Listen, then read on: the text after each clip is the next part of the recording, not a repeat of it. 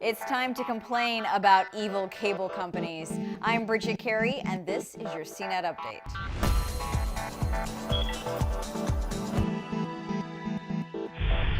Comcast and Time Warner Cable, America's two largest cable companies, agreed to merge, forming the ultimate mega evil cable company. Okay, I'm just joking, but people sure do hate their cable companies because after the news broke, Twitter was filled with people making fun of how horrible life will be for customers under the merger.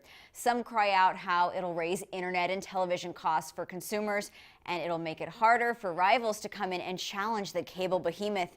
And by being so large, it won't have incentive to do right by customers and improve. But these two cable giants, of course, argue the opposite, that this marriage would be good for consumers by saving money, and it'll improve the tech offerings to better compete against new players like Google Fiber.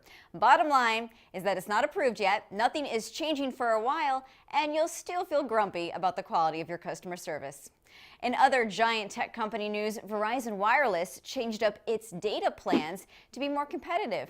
There's a new More Everything plan that promises more data, 25 gigs of cloud storage, and unlimited international messaging. And for those that are paying for their phone in full to upgrade early with the Edge monthly installment plan, you'll finally get a break on your service bill, which is what the other carriers already offer.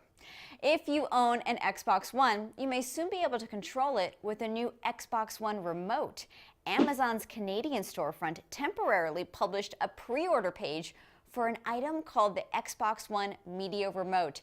And before it was taken down, screenshots show that it would go for around $25 when it launches on March 4th. Microsoft has yet to announce such a product, but Microsoft is selling a new Xbox headset in March.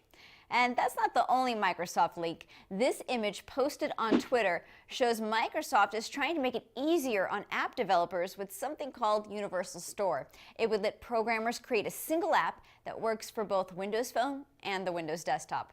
On Facebook, you have more ways now to identify your gender. Facebook added about 50 different terms that people can pick from if they don't want to go with male or female. Some of the choices include androgynous, bigender, transsexual, and gender fluid.